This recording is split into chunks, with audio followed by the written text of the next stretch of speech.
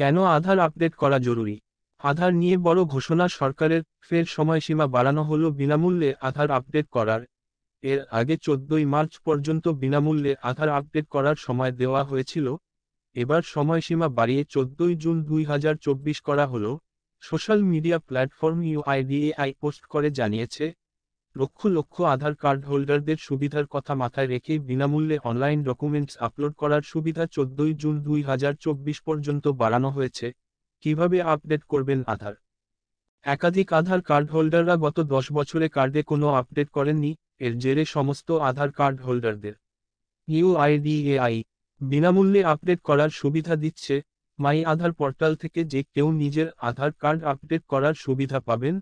অনলাইনে ফ্রিতে demographic data update করতে পারবেন, তবে বায়োমেট্রিক আপডেট যেমন ফিঙ্গারপ্রিন্ট স্ক্যানের জন্য ব্যবহারকারীদের আধার সেন্টারে যেতে হবে। কেন আধার আপডেট করা জরুরি?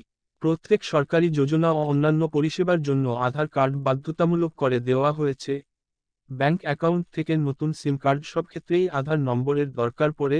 দেশের সকল নাগরিকদের ক্ষেত্রে আধার কার্ড থাকা অত্যন্ত জরুরি। এর পাশাপাশি সময়ে সময়ে আধার আপডেট করা অত্যন্ত জরুরি।